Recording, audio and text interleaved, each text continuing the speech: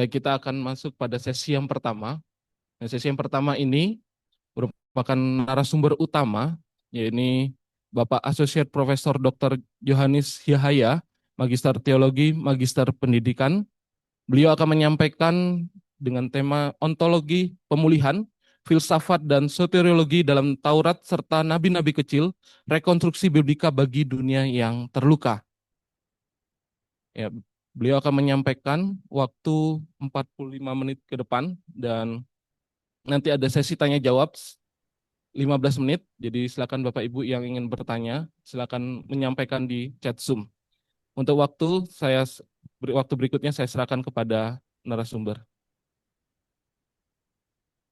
Oke, selamat sore, selamat malam mungkin di daerah timur. Shalom, ya, Kalau ya shalom semua Bapak Ibu Saudara. Eh, Pertama-tama saya Shalom, mengucap Mbak.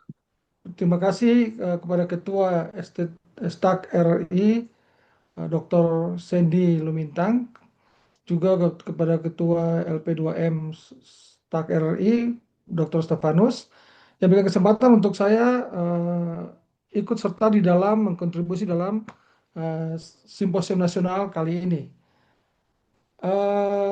Saya kira sudah diperkenalkan dari tadi, saya dari Staf Turuna Bakti Yogyakarta, dan saya tinggal di Yogyakarta. Asli saya dari Ambon, tapi saya tinggal di Yogyakarta. Dan eh, saya mengambil bagian dalam eh, simposium ini dengan satu tema, yaitu ontologi pemulihan, filsafat dan soteriologi dalam Taurat serta nabi-nabi kecil, rekonstruksi biblika bagi dunia yang terluka. Nanti setelah ini mungkin saya kirim makalahnya kepada eh, Pak Stefanus, tapi saya akan bisa share, saya mau share materi yang akan saya tampilkan ya kepada kita semua.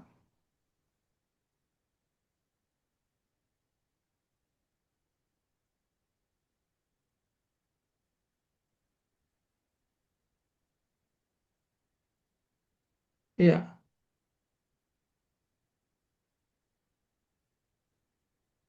Ya, sebelum saya temanya ini ontologi pemulihan sebenarnya. Jadi ontology of restoration ya. Jadi itu kira-kira ke situ. Tapi saya mau disclaimer sedikit tentang sebelum saya mulai, Bapak Ibu, barangkali ada pertanyaan yang muncul seperti ini. Eh Ontology of restoration ini bukan sebuah istilah dogma ya, atau standar yang ditetapkan oleh tokoh secara tunggal, seperti misalnya Kalbar dengan Church Dogmatics ya, atau N.T. Wright dengan New Perspective seperti itu. Tetapi ini merupakan konstruksi sintesis argumentatif ya. Jadi dari beberapa tokoh yang ada di tokoh teologi yang ya, bisa kita nanti lihat, kalau nanti saya sampaikan makalahnya kepada panitia, kita akan melihat referensinya di sana ya. Jadi ini semacam konstruksi sintesis argumentatif, cocok dengan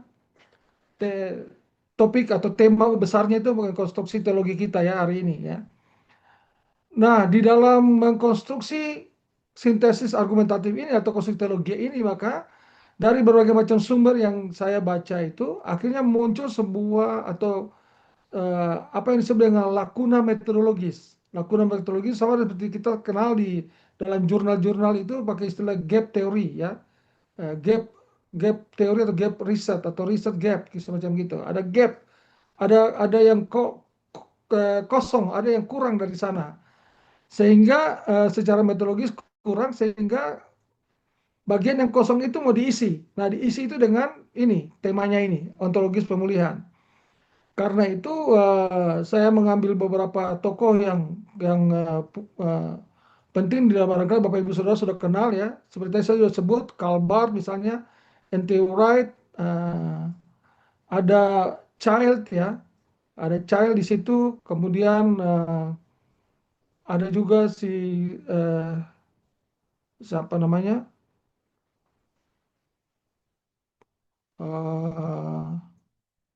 Nicholas Walterstorff itu ya, itu yang punya buku tentang Shalom and Justice, ya, Shalom and Justice.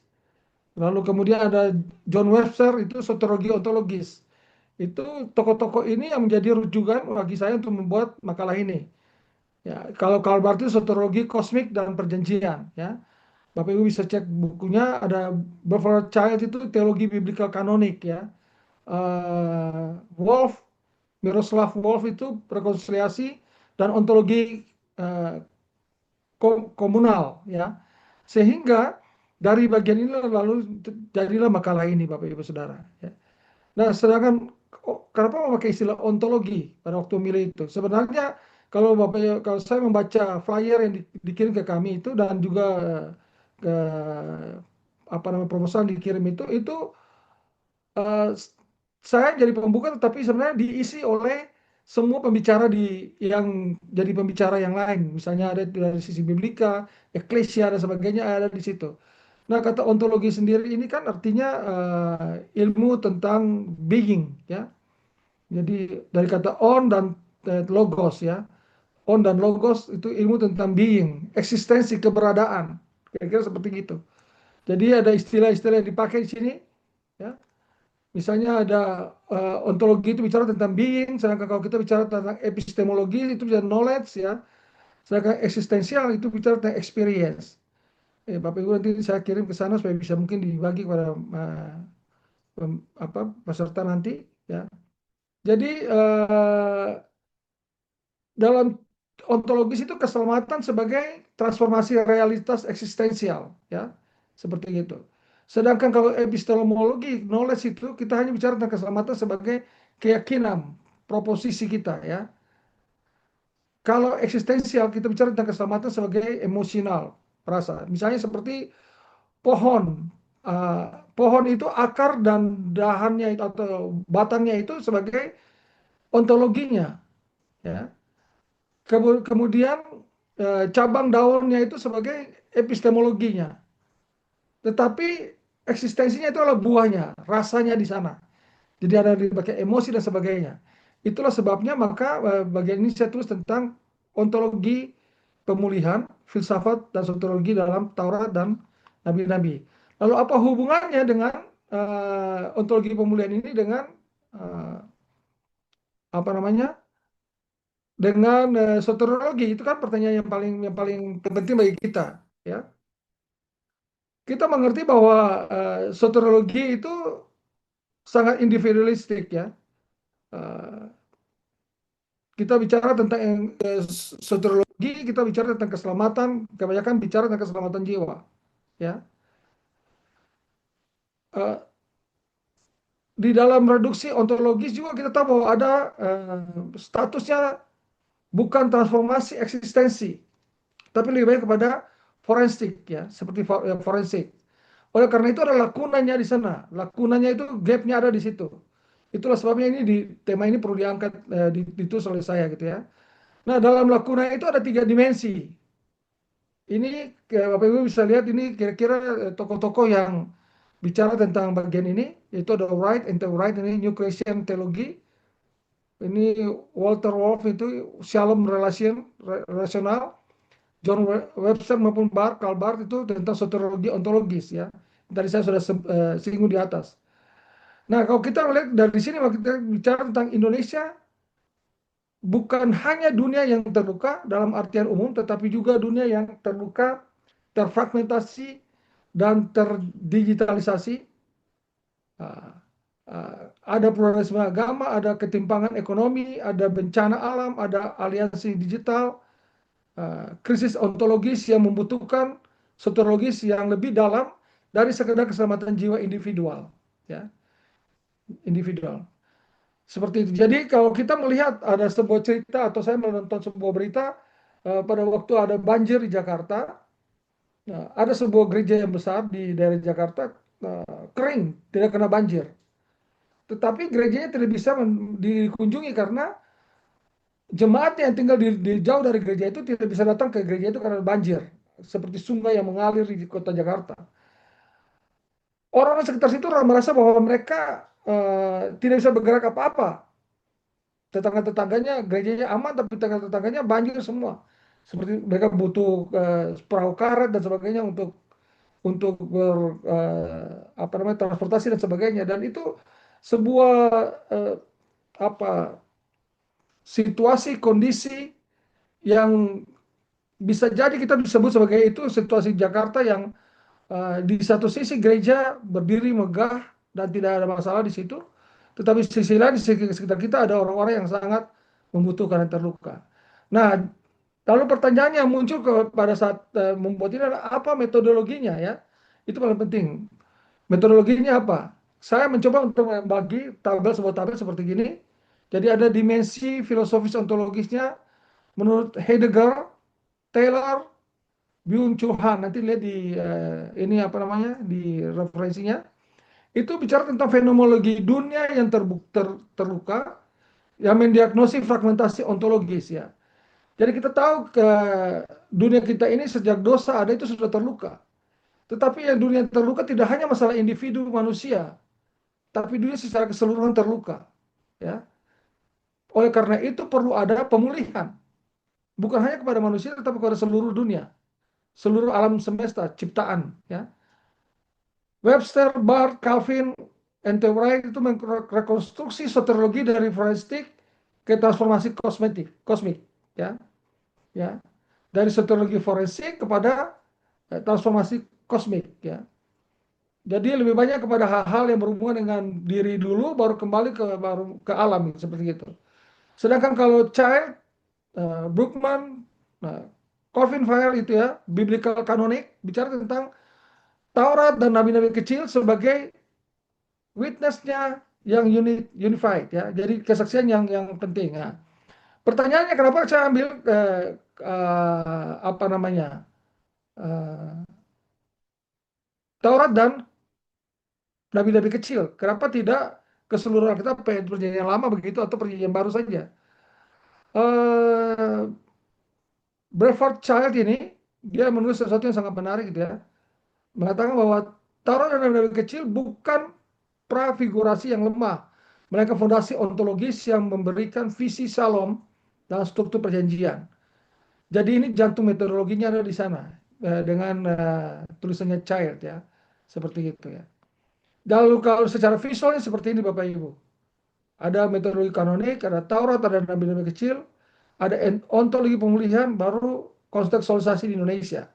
Jadi kira-kira seperti itu. Kalau kita mau buat itu dalam bentuk diagram, supaya kita mengerti bahwa kenapa saya tidak ambil yang lain, karena nanti akan masuk ke dalam misalnya yang dibicarakan oleh Amos, yang dibicarakan oleh nabi-nabi kecil di situ ya, ada Hosea dan sebagainya.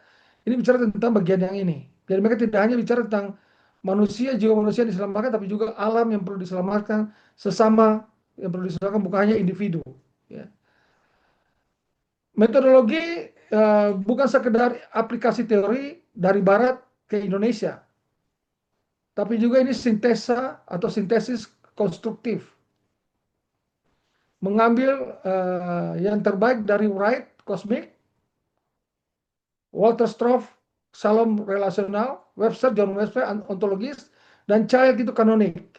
Dan membentuk ulang ya, membentuk ulang dengan fondasi Taurat dan nabi-nabi kecil sebagai yang eksplisit, serta konteks Indonesia yang majemuk. Sehingga Bapak Ibu Saudara dari sinilah tulisan ini muncul, tulisan saya ini muncul, ontologi pemulihan. Jadi tidak dilandasi berdasarkan satu doktrin atau teolog satu orang individu yang punya seperti itu ya.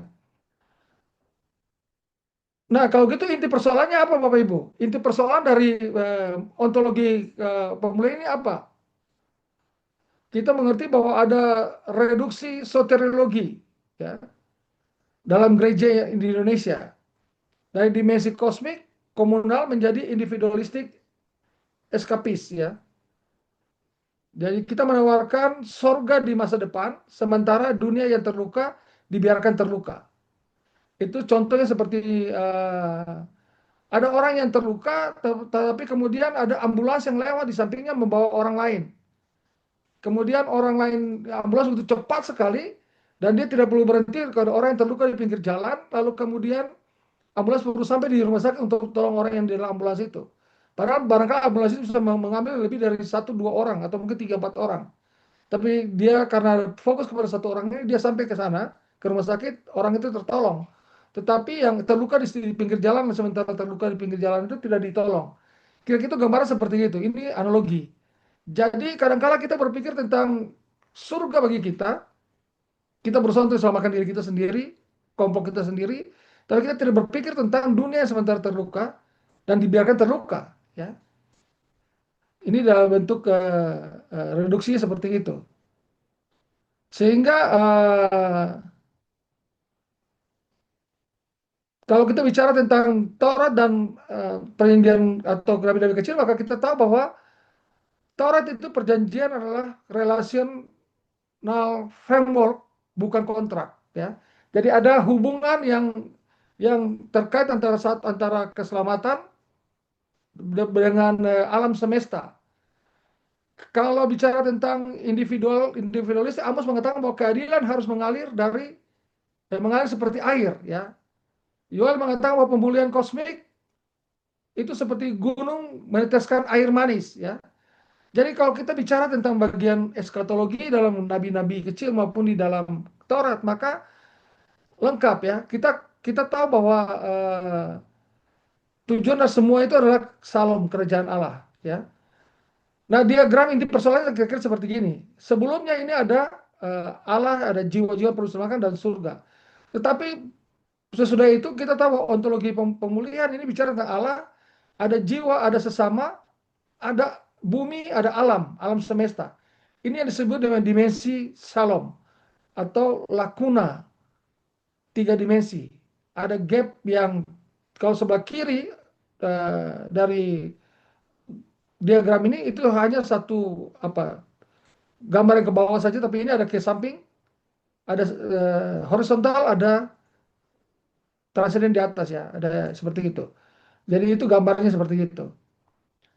Nah, pertanyaan yang berikutnya yang bagi saya sehingga ini menjadikan topik menarik itu, kira-kira isinya apa sih berhubungan dengan ini?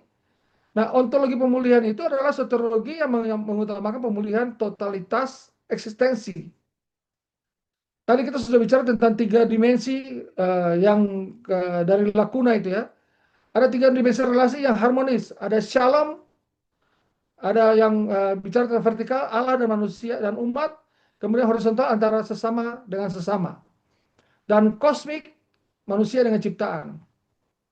Berdasarkan fondasi Torah dan nabi-nabi itulah, maka gambarnya akan seperti gini, ya, Bapak Ibu. Jadi untuk mencapai salam maka harus ada relasi antara manusia horizontal dengan manusia, manusia secara vertikal dengan Allah, dan manusia ke bawah dengan alam semesta. Harus ada relasi yang seperti itu. Dan kalau kita bicara tentang soteriologi, maka seperti yang Cail katakan bahwa ini soteriologi ini komplit, ya. Tidak sekedar hanya Allah dan manusia secara pribadi, individu, tapi Allah juga dengan manusia, dan manusia dengan manusia, dan manusia dengan alam semesta. Nah, 3 pilar utama dari Taurat dan Nabi dan kemudian di sintesa itu seperti ini, Bapak Ibu. Ini ada ayatnya. Kejadian 1 dan sampai kejadian 2 itu bicara tentang visi shalom asli, ya. Kata sangat baik pada waktu Allah menciptakan manusia itu sebagai tatanan ontologisnya, ya. Kemudian kejadian 3 itu kejahatan manusia, kerusakan. Ada 3 relasi Allah sesama dan alam menjadi rusak. Jadi pada waktu manusia berdosa, jatuh dalam dosa, tidak hanya individu yang berdosa, yang rusak, tapi juga alamnya rusak, hubungan antara sesama juga rusak. Kita tahu, kita semua orang teologi tahu ceritanya tentang bagaimana Adam dan Hawa relasinya dirusak, saling tuduh menuduh satu dengan yang lain, ya. Kita mengerti bahwa alam jadi harus digarap dengan begitu luar biasa, berpeluh keringat dan sebagainya. Itu membuat tanda bahwa dosa masuk sehingga relasinya menjadi rusak semuanya. Nah, karena itu maka perlu ada apa namanya, pemulihan secara ontologis, ya. Kejadian 3:15 itu sudah protoevangelion itu sesuatu yang sangat penting, berita gembira yang dimulai pertama kali ditujukan kepada manusia bahwa nanti ada saatnya manusia akan dipulihkan. Eh, jadi pemulihan sudah dinyatakan oleh Allah pada waktu manusia berdosa. Ya. Kemudian kita tahu bahwa dalam Kejadian 12 ayat 1 sampai 3 ada berkat kosmik yang besar. Ini janji Abraham kepada Abraham, perjanjian Abraham dengan Allah ya gitu ya. Dan kita tahu bahwa ini sangat penting sehingga berkat kosmik itu muncul kepada kita. Semua keluarga di bumi akan diberkati. Seperti itu. Jadi struktur perjanjian itu relation framework, bukan transaksi hukum ya. Ya Bapak Ibu kembali lagi kalau kita bicara tentang ontologi pemulihan yang bicara berhubungan dengan soteriologi, maka kita tahu bahwa sejak semula walaupun manusia berdosa, Allah menjanjikan sebuah framework yang apa namanya hubungan antara Allah dan manusia akan dipulihkan, bukan masalah hukum, transaksi hukum. Di dalam nabi-nabi kecil kita tahu bahwa ada kritik dan harapan di sana. Misalnya Hosea bicara tentang relasi antara manusia dan alam ekologis, ya. Hosea pasal 2 ayat 18 sampai 20. Perjanjian dengan binatang. Hosea 14 menyembuhkan perselisihan. Amos keadilan sosial sebagai dimensi soteriologis ya. Nah, tolak ritual tanpa keadilan.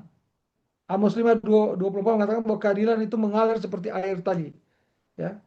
Mika bicara tentang sintesa ritual etika, adil, kasih, rendah hati. Ini di singkat seperti itu ya. Yoel bicara tentang pemulihan kosmik eskatologis, ya. Dan kita tahu bahwa sementara terjadi transformasi alam akan terjadi nanti di masa akan datang, ya, masa eskatologis ya. Nabi-nabi kecil bukan penambahan ke Taurat, mereka adalah pengembangan kritis, mengingatkan bahwa soteriologi tanpa keadilan sosial adalah penistaan dan membahayakan pemulihan yang mencakup seluruh kosmos. Ya saya kira itu bicara tentang hubungan mengapa mengambil Taurat dan nabi-nabi kecil. Lalu Bapak Ibu Saudara ada sintesa kanonik yang dikembangkan oleh saya seperti ini ya. Taurat nabi-nabi kecil, Taurat itu shalom, perjanjian kosmik, nabi-nabi kritik sosial, harapan eskatologis, pemulihan ekologi, dan kemudian ontologis pemulihan terjadi dengan 3 dimensi yang tadi, vertikal, horizontal maupun kosmik. Lalu kita mau dan tidak mau kita harus sampai pada zaman di mana memang Kristus jadi klimaks dan pemenuhan daripada soteriologi itu, penyembuhan luka itu, ya, atau pemulihan luka itu, ya. Nah, karakteristik dari ontologi pemulihan ini seperti ini Bapak Ibu, ya. Ruang lingkupnya itu kosmik komunal, sangat individu, fondasinya itu perjanjian relasional ya, hukum itu forensik, prosesnya transformasi eksistensi ya, karena ini ontologis, status perubahan, telosnya itu shalom di bumi dan di sorga. Ya. Agennya itu umat manusia dan komunitas. Waktunya proleptik ya, sudah dan belum. Kita ngerti bahwa already dan not yet itu selalu terjadi di dalam pemahaman teologi kita ya. Ada yang sudah terjadi tapi ada yang sementara belum terjadi sehingga kita sementara mengharapkan itu ya. Futuristik nanti saja gitu ya, seperti itu. Jadi ada fenomena itu, fenomena atau already dan not yet itu selalu terjadi. Lalu implikasinya kepada gereja teologi dan gereja seperti apa ya? Nah, barangkali di dalam sistematika teologi kita bicara tentang teologi, maka rehabilitas dimensi kosmik dalam soteriologi, integritas perjanjian lama perjanjian baru sebagai kanon ya. Barangkali pengajar-pengajar teologi sistematika perlu meneliti lebih dalam ya. Saya hanya ini pemantik saja lebih dalam tentang ini. Bagaimana kita bicara tentang dimensi kosmik dalam soteriologi juga. Tidak sekedar keselamatan secara individu. Saya ingat waktu saya diminta untuk mengajar teologi sistematika di Struktur Bakti itu kami punya teologi sistematika dibagi beberapa menjadi tiga. Sistematika dua khususnya itu bicara tentang manusia, dosa, dan keselamatan. Ya. Nah, manusia kita bicarakan, dosa kita kami bicarakan, itu yang bikin rusak. Keselamatan kami bicarakan, tapi hampir tidak pernah bicara tentang kosmik, ya, alam semesta, sesama di sekitarnya, ya, apa yang perlu diselamatkan. Kita tahu bahwa hari-hari ini di Kementerian Agama secara khusus itu punya tema tentang ekoteologi, dan sekarang banyak saya melihat banyak tulisan tentang ekoteologi. Saya sendiri menyampaikan apa namanya orasi ilmiah tentang ekoteologi tahun lalu. Tapi kalau kita mau jujur di pendidikan teologi kita, kita hampir tidak pernah menyinggung bagian-bagian yang sangat penting itu. Nah, padahal kalau kita bicara tentang rekonstruksi teologi, eh, pemulihan bagi mereka yang terluka, maka jangan lupa bahwa ada di sekitar kita juga yang terluka. Ada alam semesta yang perlu kita benahi, ya. Barangkali nanti kita bisa perdalam apa kira-kira yang perlu dibenahi seperti itu. Nah, dari sisi biblikal, Taurat dan Nabi Kecil sebagai sumber primer, bukan prafigurasi lemah, ya. Jadi mengapa mengambil Taurat dan nabi-nabi kecil? Karena di Taurat itulah rencana Allah sejak semula untuk mendatangkan shalom bagi manusia. Kejadian satu, kejadian dua itu manusia yang apa namanya, yang ideal. Tetapi karena dosa maka menjadi rusak. Tetapi di dalam nabi-nabi kecil kita bicara lebih banyak kepada hubungan sesama dan hubungan dengan kosmik.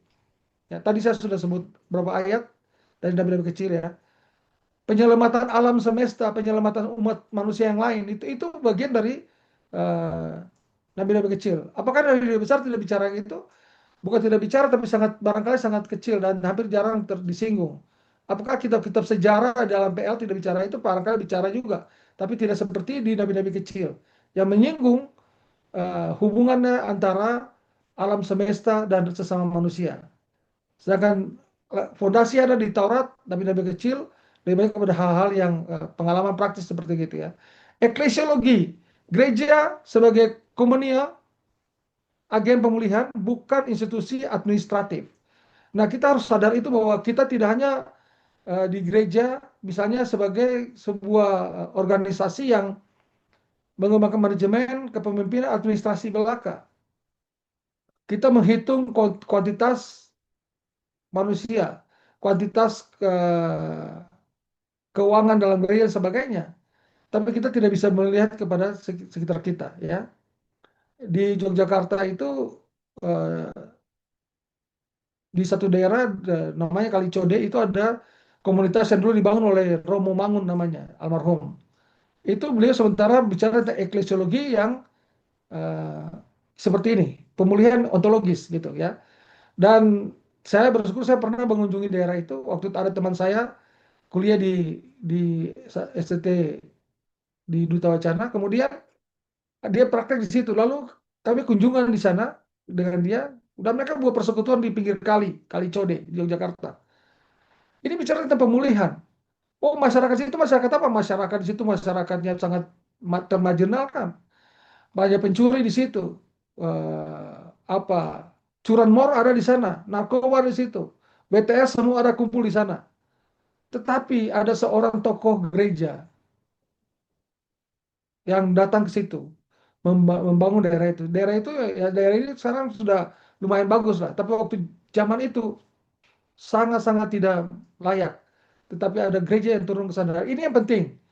Jadi kalau bicara tentang soteriologi pemulihan yang luka, orang-orang yang seperti termarginalkan seperti inilah yang juga perlu ditolong, ya.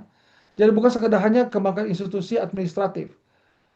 Dan secara dari sisi misiologi, Missio Dei sebagai pemulihan shalom, bukan sekedar penyelamatan jiwa, ya. Saya kira kita bicara tentang Missio Dei itu bukan misinya gereja, tapi misinya Allah, ya. Kalau kita bicara Missio Dei berarti itu misinya Allah. Allah merencanakan manusia, alam semesta semua dipulihkan kembali. Dan memang ini sangat sulit, ya. Etika keadilan sosial, ya. Creation care sebagai dimensi integral, bukan tambahan. Kalau kita bicara etika, maka kita tahu bahwa ada persoalan-persoalan keadilan ya, di tengah-tengah masyarakat yang perlu kita juga menolong mereka seperti gitu ya. Dan bagaimana institusi teologi dan institusi gereja bersama-sama kita hadir di situ bagi mereka ya. Jadi ini implikasi-implikasi yang perlu kita eh, sampaikan. Nah, sebenarnya saya nggak tahu ini apa yang dibicarakan, saya tidak lihat makalahnya, tapi saya melihat bahwa kira-kira kalau ini ditampilkan oleh para pembicara nanti ya, ada Dr. Eliezer Nuban, ada Ibu Francisca Emor, ada Pak George Fakdauer, ada Dr. Lumintang, Sandy, ketua ya, ada Servina Hasibon. Saya lihat cuma dari judul-judul yang ditampilkan itu, barangkali akan bicara tentang bagian ini ya. Nah, ini hanya saya meraba-raba saja, tapi kira-kira ini akan disampaikan ke sana. Nanti kita bisa bisa saling berintegrasi satu dengan yang lain.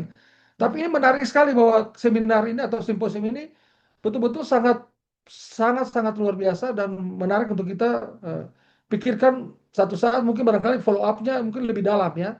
Sehingga tidak sekedar hanya kita jadikan ini sebagai sebuah apa namanya? Seminar yang omong-omong, tapi kita punya tindakan lanjut misalnya. Misalnya seperti implikasinya itu dalam bidang liturgi, dalam bidang koinonia, bidang ekologi, digital, dan dialog antar iman. Ini bisa kita pakai ini ya, ini implikasi praktis konkret ya, yang saya tawarkan kepada kita ya. Liturgi, misalnya kita bisa buat sama-sama merayakan shalom kosmik, bukan hanya sekedar keselamatan pribadi ya. Lalu kemudian kita bicara tentang diakon ya, bisa bersama-sama kita mendemonstrasikan soteriologi.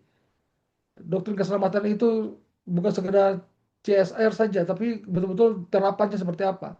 Lalu ekologi digital dan dialog antar antar iman, ya. Barangkali dialog antar teolog, ya, antar apa namanya dogma dari atau antara aliran di kita. Kita perlu dialog bersama, ya. Nah, mari kita berhenti menawarkan keselamatan sebagai yang terlalu kecil ini dan hanya cukup untuk jiwa individu di masa depan. Kita kembali kepada soteriologi yang kosmik, komunal, dan transformatif, yang mampu menjangkau totalitas eksistensi yang terluka.